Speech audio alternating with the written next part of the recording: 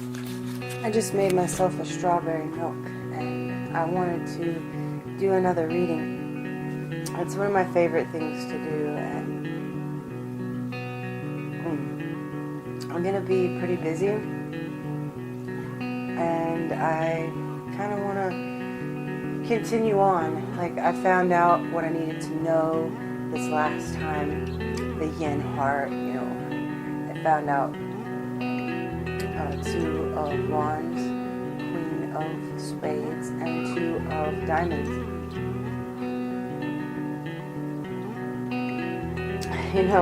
I just made a video talking more about that reading. So, about the Two of Diamonds. I forgot to mention I have a tarot deck called Tarot of the Secret Forest, and it talks about the Two of Pentacles as being balanced, and the imagery is of a man and a woman. The woman kind of looks like fire, and the man has a blue kind of tint to it, and he's reaching out and touching her, and she seems receptive to it, and there's something between them, but not like blocking the way. It's kind of like the division symbol, like one of them's on either side, and he's reaching through and touching her hand.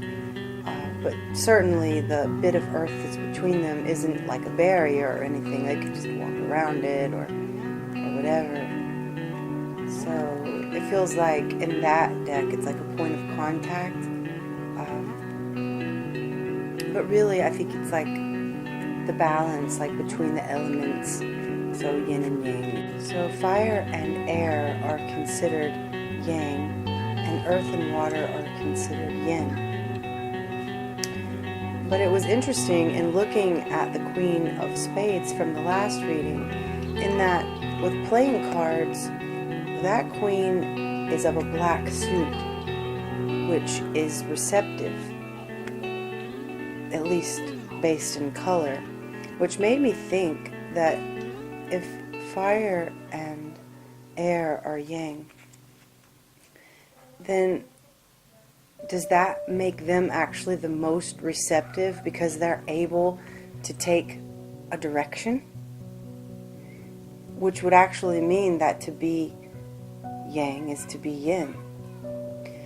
Which would mean that the earth and the water, being yin symbols of receptivity, would actually be the most direct. And because of that, I'm really not sure how to justify that, but this was something I was thinking, and I wanted to see if speaking it helped reveal something hidden there of, how would yin then be actually yang? But saying it like that is confusing. You have to actually go back and say it different. So I felt like I justified how yang could actually be more yin, thus making it yang. But I'm trying to see it from another way. So I guess we could just look at a Queen of Earth. So we have the Queen of Diamonds, and she's highly receptive. But it feels like that receptivity comes from complete direction, because she's able to direct completely first. It makes her receptive. So maybe because they act, right? So maybe you wouldn't say act, but they manifest, okay? Or if it's a Queen of Hearts, she feels. And so maybe if it's happening in the present, she's feeling, she's manifesting, maybe something about their process is more consistently happening, which would make sense, right? Because water is always moving. Now, earth, well, technically, based on the science I've heard these days, now I don't know everything that's true other than, you know, flat earth and the sun is spiraling in and out, and that it's a parallel plane like a Vesca Pisces.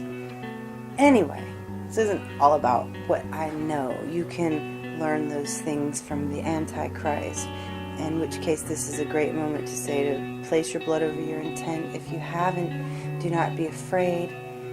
Stand in truth. Post proof of life to your Creator. Now, so going back to what I was saying, we were talking about the earth moving, and the earth is always moving, right? If anything about these plates and things are true, then the earth is always shifting. Which is interesting too. Is that some kind of illusion? Like water's always moving because it isn't, and earth is never moving because it is?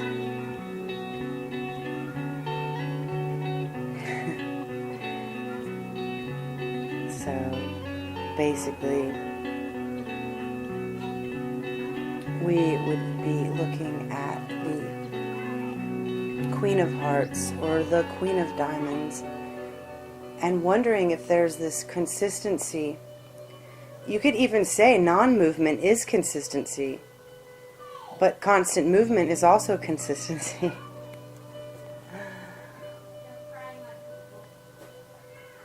Well, I wonder if the suits of the hearts or cups and diamonds and earth are actually in a form of constant yang, which makes them completely receptive, right? Because they're pushing forward, they go forward, or backwards or out or whatever, but it's consistent movement of, maybe it's manifestation, maybe it's feeling, and there's other things we could come up with to say for that.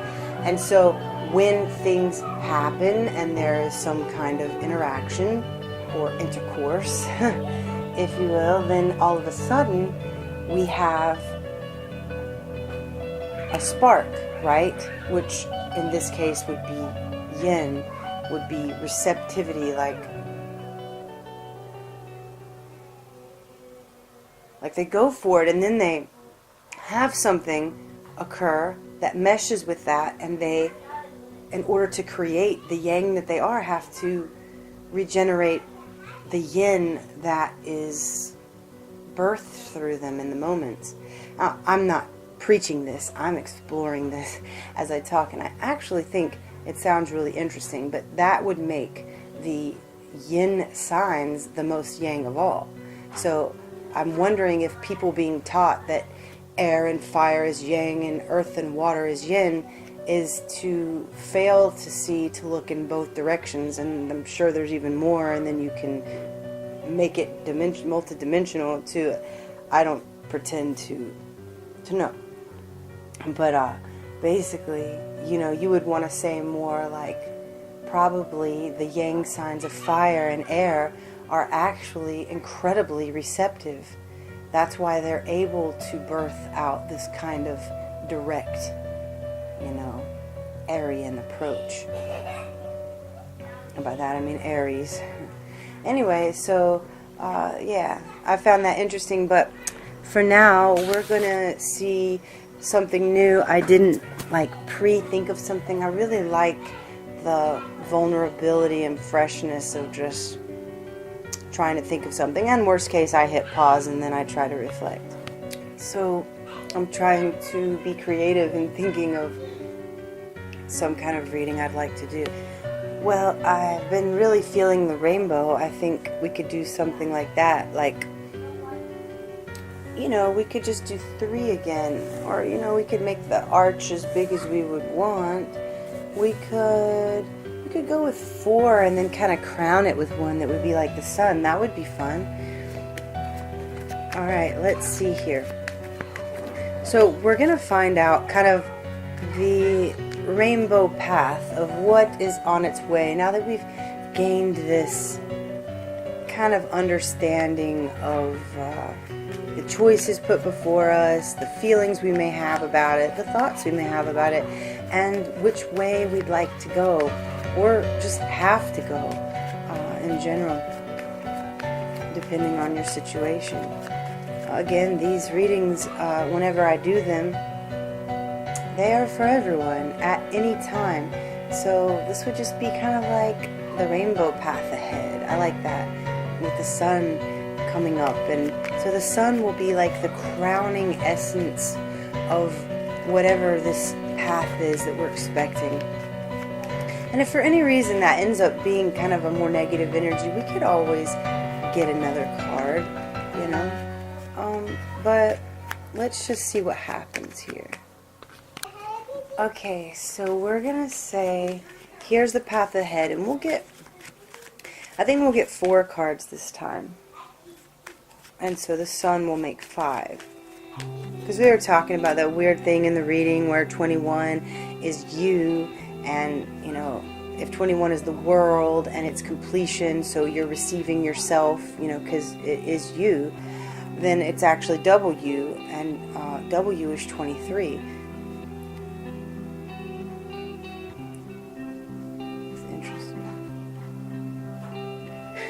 21 plus 22 is 23, which is W. Let's see if I can say that. Wait. 21 is U, then 22, 23 is W. Okay, I don't know.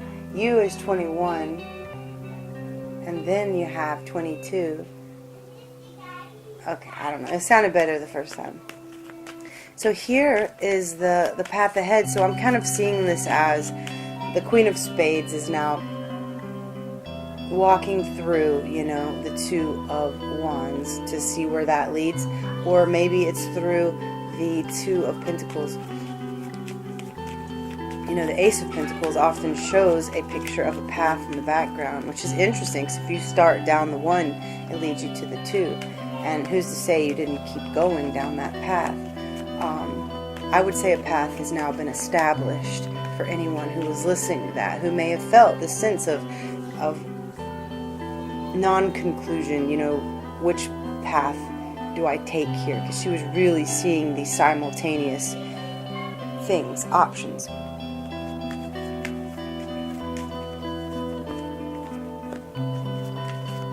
The path ahead for all.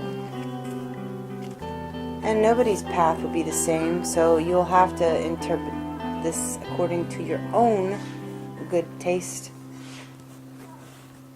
Alright, so I'm not sure this looks like a rainbow as such, but that's what we intend, right? So, let's see. Alright, I have the reading laid out. Now I'm going to look at the crowning sunshine that comes rising up over the rainbow.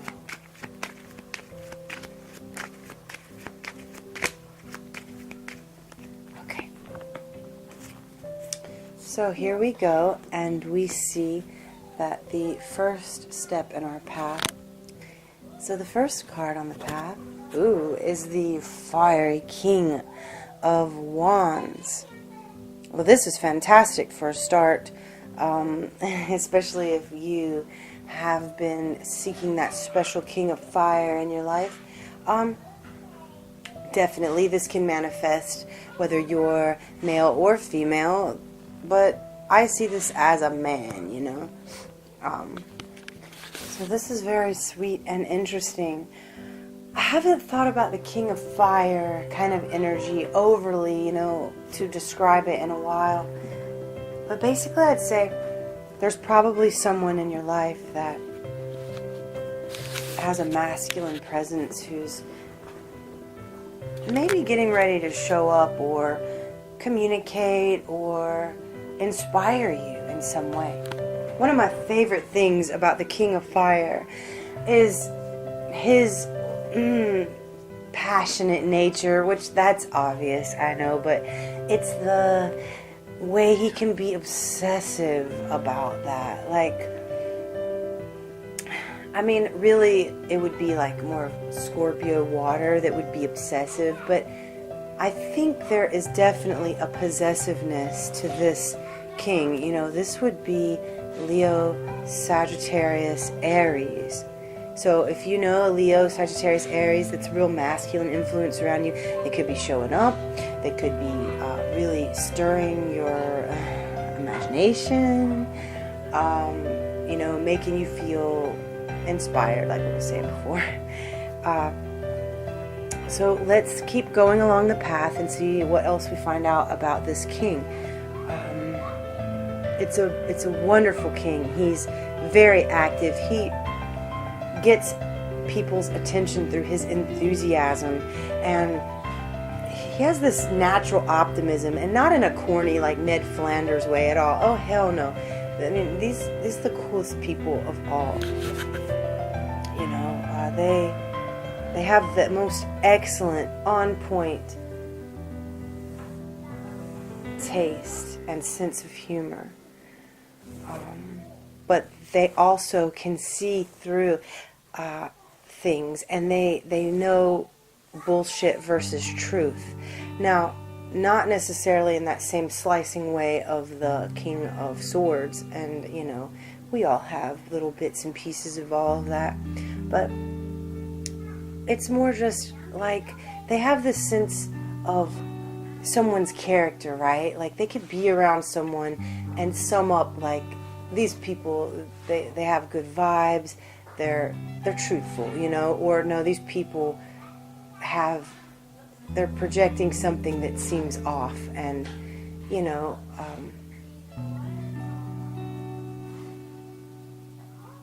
it's really, I was starting to think about dry humor and stuff like that. Like, they don't sugarcoat things, they say it like it is. But that's often very welcome in a world where people tend to kind of like, you know, dodge things, you know. This king is exact, right? So he'd even be a king of temperance, which is interesting because temperance is also patience, but it's also art, and it's also like creative alchemy. So the next energy we're seeing is one of feeling defensive, is one of inner strength. Thank you. I always forget. There was a tarot deck I was working with called Vision Quest Tarot. I might put it back on my phone. Doesn't matter. I'll figure it out. But basically, it was helping me understand the Nine of Wands. Now, we often see this in the tarot as a dude whose head is bandaged and it looks like, you know, someone's been fucking with him. And yet he's really established something because he has all of these wands in a row and he's ready to knock someone out if they fuck with him. So he's at ease, but he's completely ready at a moment's notice to take care of any business he needs to, which that essence alone, like that ability to move from ease to quickness, is the essence of the King of Fire, which is just something I thought of. And really, what sign would have greater inner strength? But what I didn't like about the Nine of Wands on my life is that you see this dude who's kind of been hurt somehow and is really done with the bullshit, and they want to have their mind on the things they're doing, not on this interruption, right? And then when I came across the Vision Quest, I learned that it's like all of this stuff being too much, but coming in to a place within your heart that gives you full power to exert it outwards. So it's like those moments, right? Like He-Man or She-Ra or whatever, where they transform into their higher, more powerful selves. You know, you got the mundane and you got the arcane, you know, like, or I guess you'd say esoteric. Like, I'm still learning everything too, but basically, like, this feels like that moment before, oh, what was her name? It started with an A. She-Ra's real name? Okay, really cute. I had to look it up because I forgot it's Adora. So she's Adora and she's just chilling and normally doing her thing, but the shit goes down and she could transform into She-Ra, and she has that power. She could just do it, you know. And I think that's a really cool example of inner strength. A Nine of Wands is, you know, are all these characters that can, at a moment's notice, just completely transform. And, you know, I mean, I guess Superman's probably the classic example of that.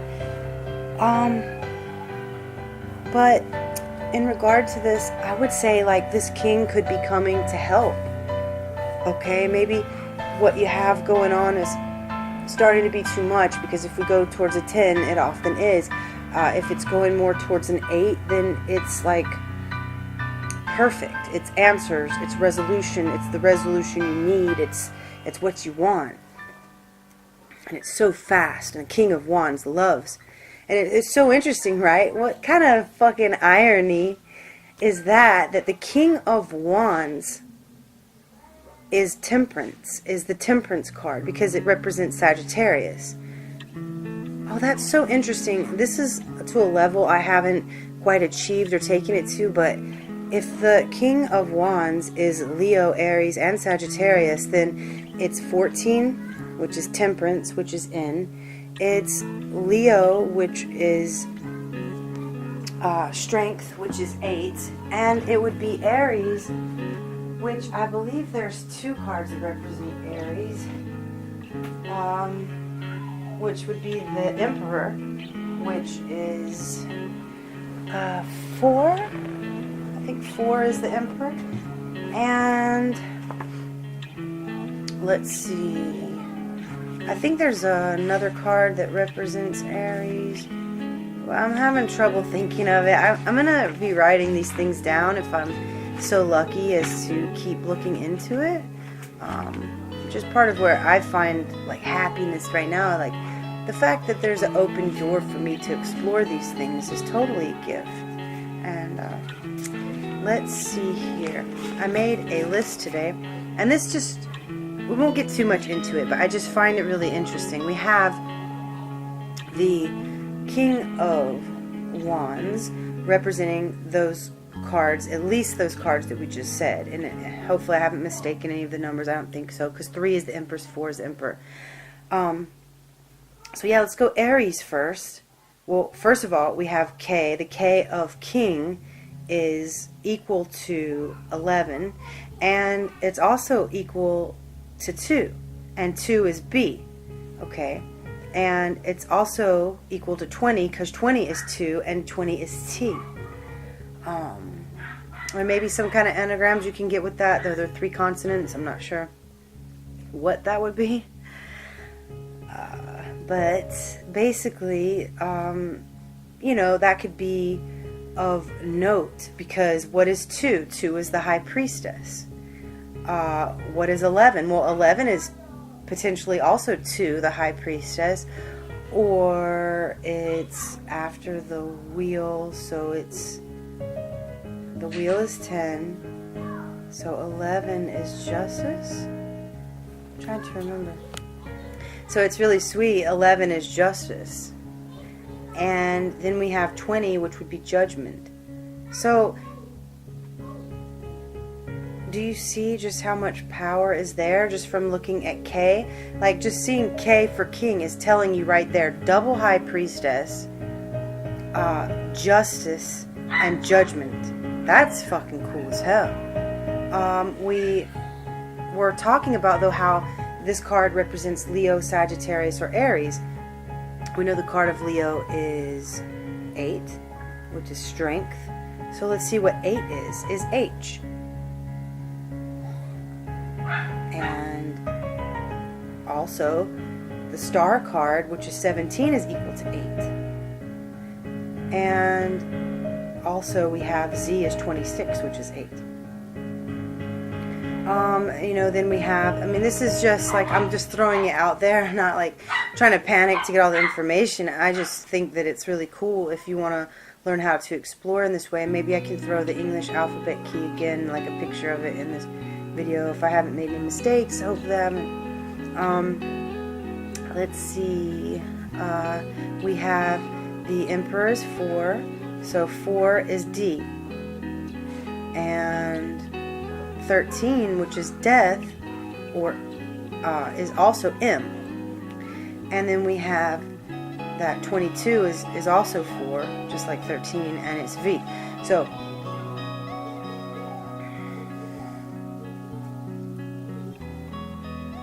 it's really interesting about 4, 13, which is 4, and 22, which is 4, because that's DMV, like Division of Motor Vehicles, is just ironic.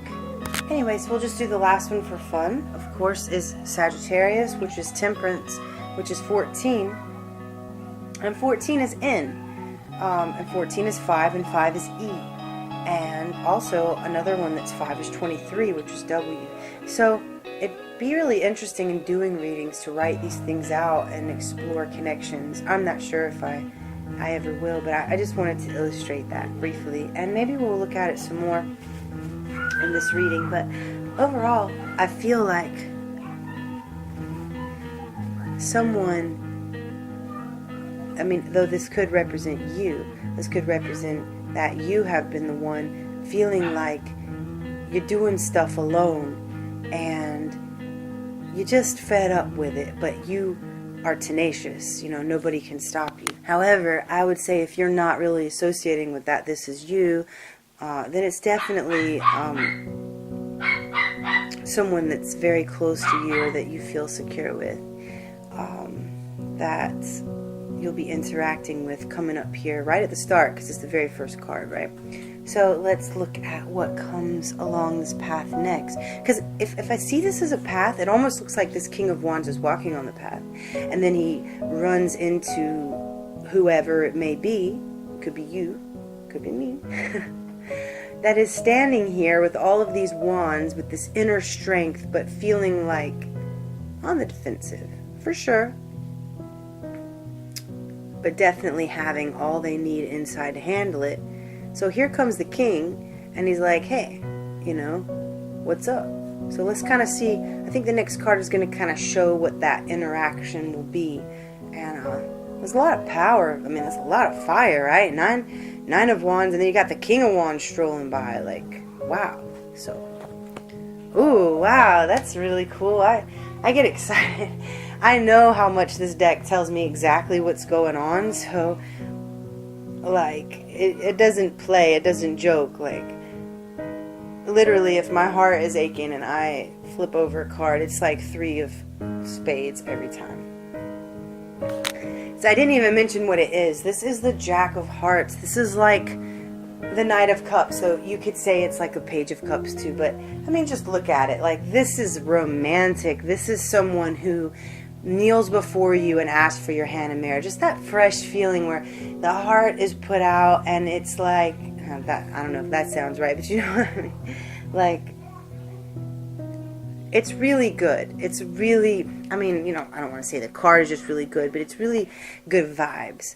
It's really like, it's, as a matter of fact, what would this be saying? It almost looks like this King of Fire kneeled before whoever this was. Like I said, could be you, could be me, could be he, could be she. Hopefully there's not 3. I don't know what's wrong with me. Oh boy.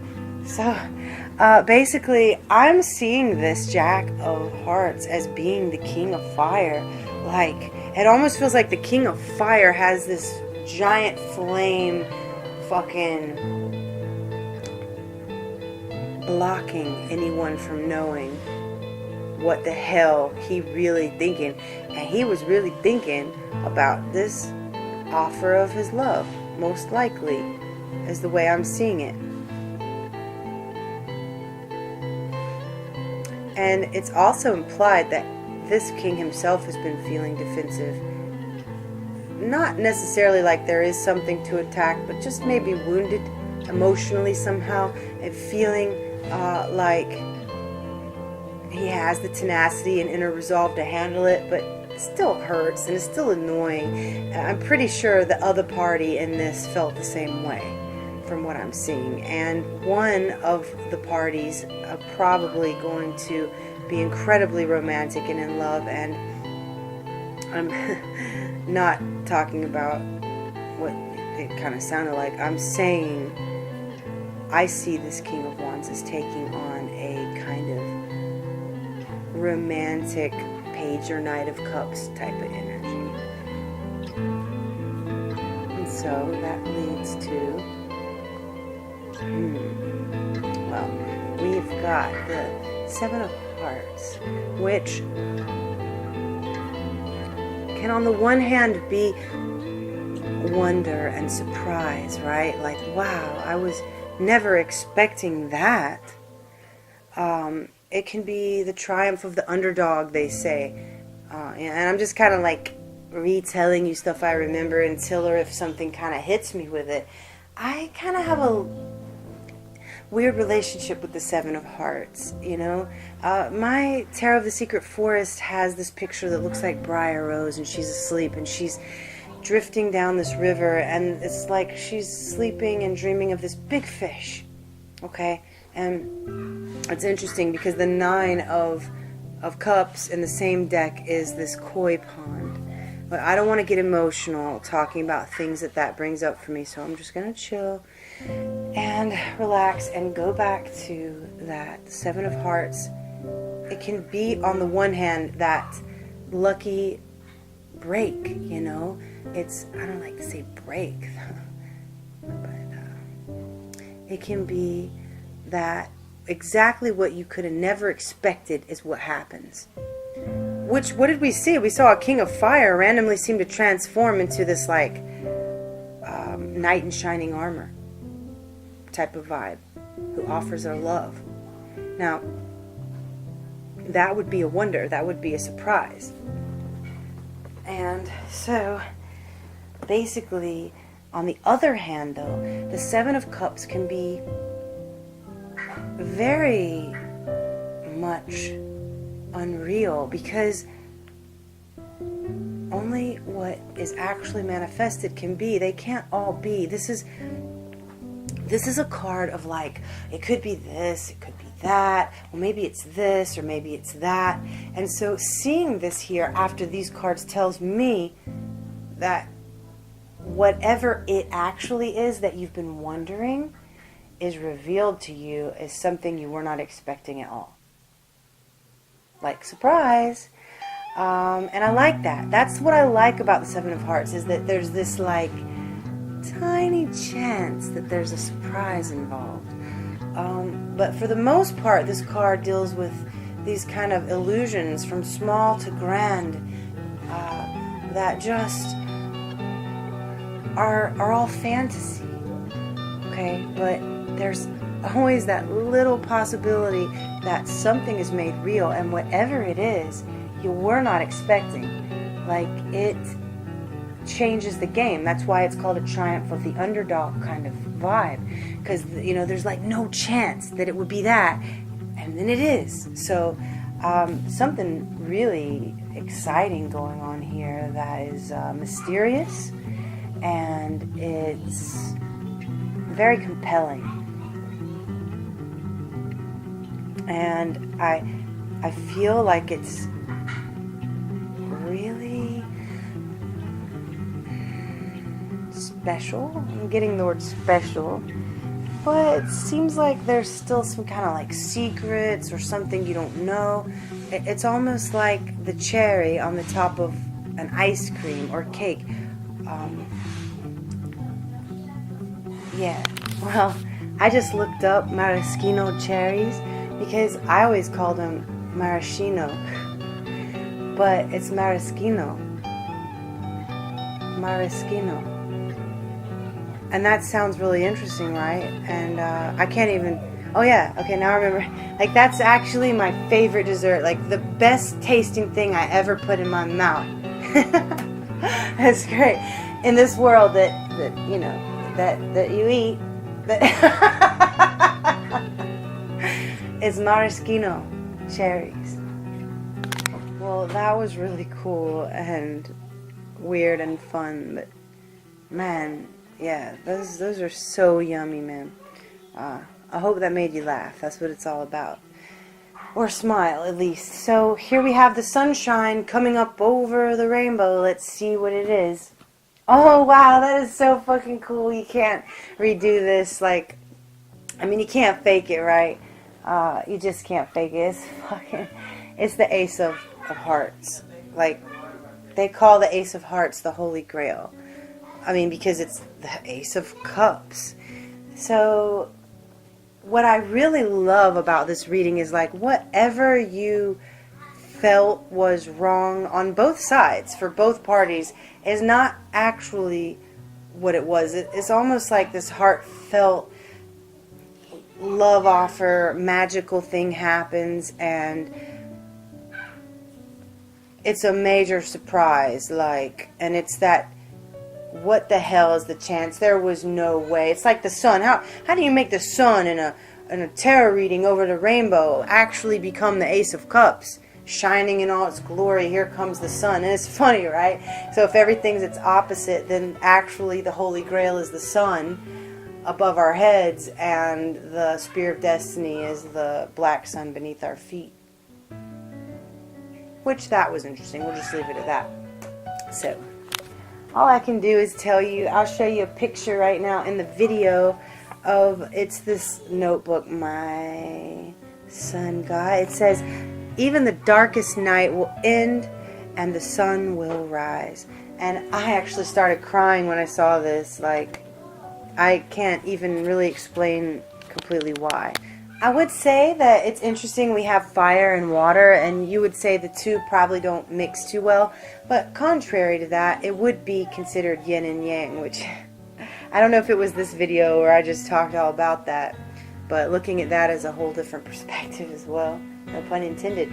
So I would say that whatever this stuff is in the Nine of Wands may have a lot to do with non-clarity based on seeing the Seven Hearts. So I'm thinking that anything the water would wash away would be fires that didn't need to be started, like fires of anger, fires of self-righteousness, fires of self-pity, anger, you know, not that some of those are even wrong, but there could have been false fires built on illusion, right? And so that's pretty evident, though.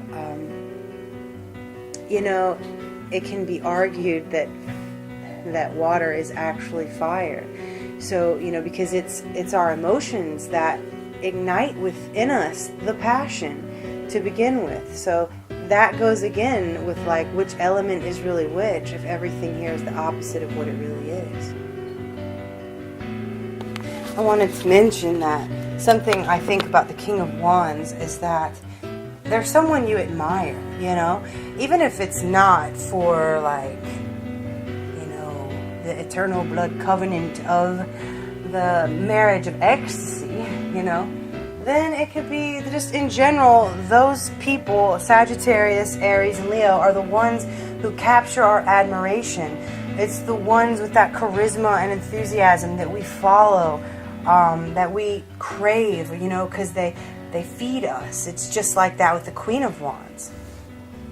So that person in your life, male or female, whoever that is for you that you admire, and this probably does have to do with relationships because we're talking Ace of Cups, Jack of Hearts. That person is going to be a part of the next phase that's coming in, and very quickly as well. I say quickly because this Queen of Spades and Two Wands, Two Pentacles is already really manifested itself and appeared as what it was. So now we've kind of moved on into this rainbow with the sunshine, and I will never get over how beautiful, mesmerizing, and amazing it is to see the Ace of Hearts there. Like, that is super, super cool. And what else I love about this reading is the element of the surprise. And yeah, the Nine of Wands can be a little bit like, it can be disheartening, it seems, or it feels, whenever it's occurring as this is the situation But what happens is, it's like, because of that, it affects your core to where you have no choice but to like take anything you got left and go forward, you know what I'm saying? And it's really beautiful. I actually wish I could read to you what Vision Quest Tarot says, but you know what? You can look it up. You can go to Google, type in Vision Quest Tarot 9 Wands, and it's the most beautiful thing ever. You know, it almost looks like the sun or something is breaking through this pavement. It's like the stone of our heart. You know what that makes me think of is Moana. You know, I know I've played that clip a lot. If you're my blood family and you're listening, but I love that part, because it shows where she was this beautiful mother goddess and not this monster, you know, that she was made out to be. And I kind of see that 9 of Wands is like when Moana holds up the green emerald and she's like, oh, like screaming and going, you know, very defensive, right? And then when she actually sees Moana and she sees what it is and she allows her heart to be open, she realizes that she's actually something so much more. So there's this transformative quality. So I was saying a bunch of stuff, but I got interrupted and I'm not really sure what I was saying. But I did begin to think of 2 clouds at the either end of the rainbow, which is kind of risky because we don't know what it would be. And since I didn't say that initially, I can shuffle a little first.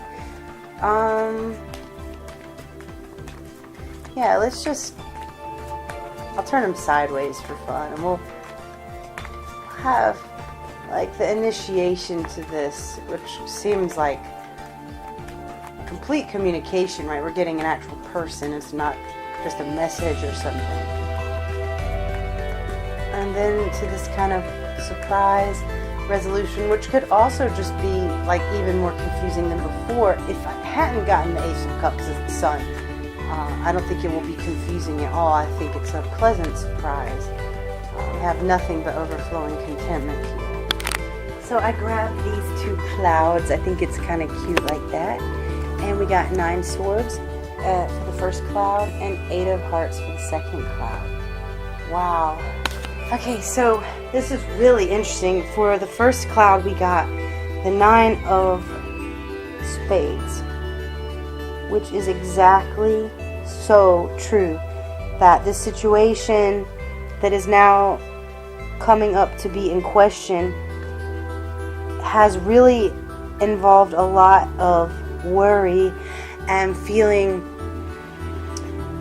tormented, you know.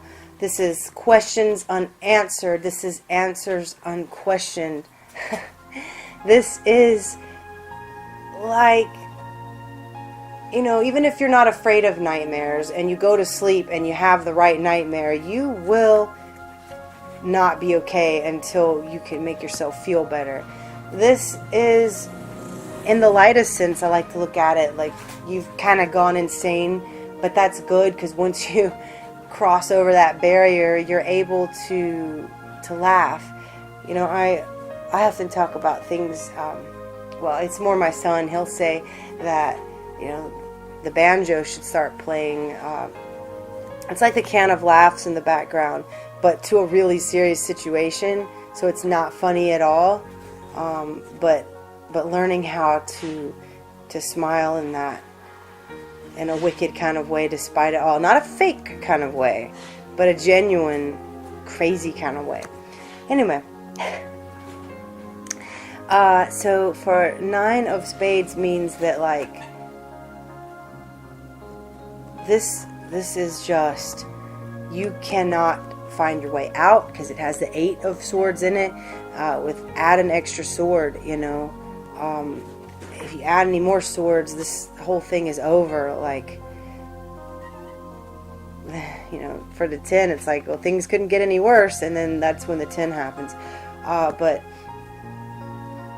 it feels like with this 9 that this was definitely a stormy rain cloud, you know, and it was not the best feeling. I mean, it's the worst feeling ever. I'm pretty sure it's the worst feeling of all, though I guess the 10 could actually be worse. So this king rising from this is going to feel nice, because this charismatic king inspires to the core, and it looks like he has another part of himself that he would be sharing and expressing for sure.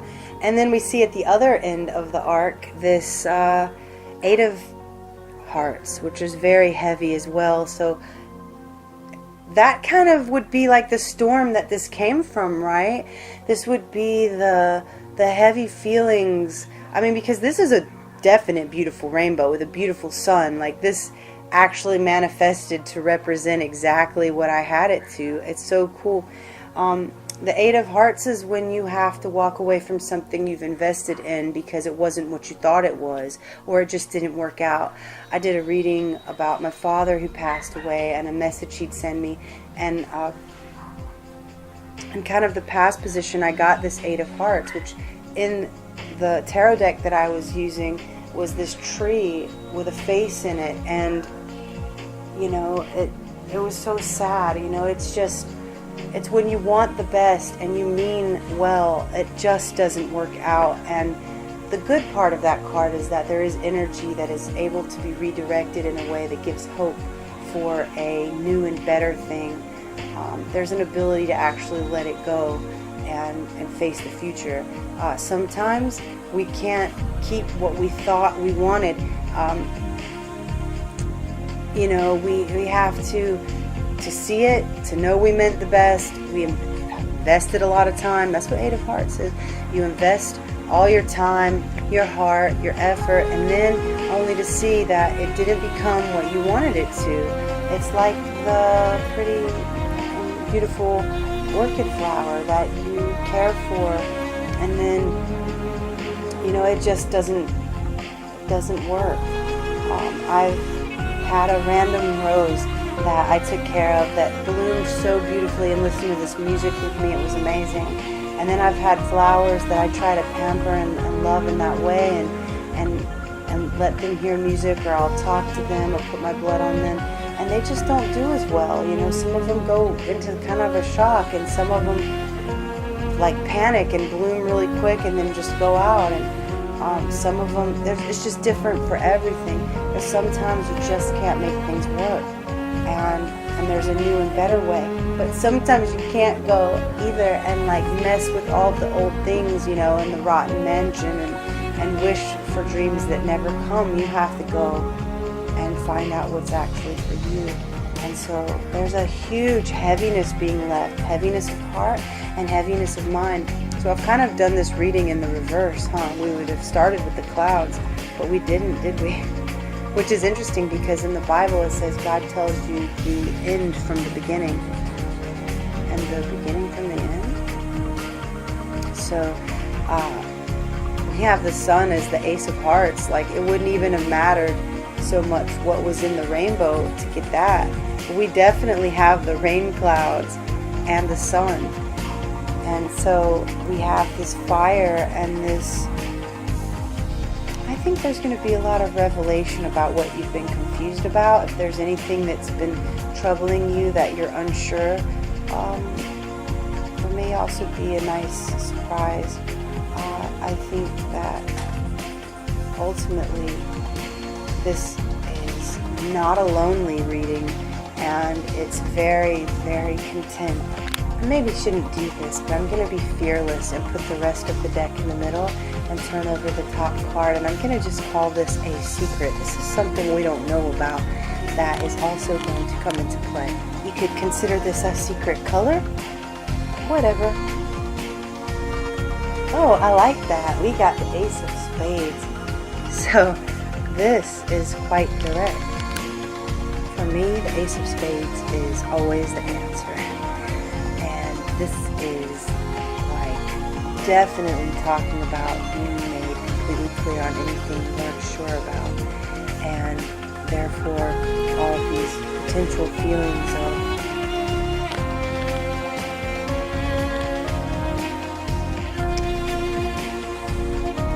fires that maybe weren't quite you know, we want the love fire to burn, you know, the passion, the ecstasy fire. We don't want bitterness fires. You know what I'm saying? You can definitely have fires lit in the wrong direction. That's why the sign of wands is like known for being, you don't want to piss them off, you know. You gotta have the right fires lit and focus on that, and that's really what them in their highest state is able to do, is focus all of that fire into a fire for the right thing. So this is nice, right? Because we're getting the black part, right? This is cool. And look at that balance. Look at how we got like the black fucking sun. We have the white sun and the black sun, huh? Yeah, we do. And we have this cool thing happening here. So maybe I'll be able to come back and talk more about this. I don't know. For now, we'll just let it be. This was 51 minutes of fun and play. All about the rainbow and the sun. And look at that, we even got the black sun in the mix. I mean, yes, this would be a sword, but I don't know if you heard my reading earlier. Not my reading, but I did like a video talking about a previous reading. It was either in that or this one where I was talking about how what if the sun above our heads is actually the Holy Grail, because we have it up there, right?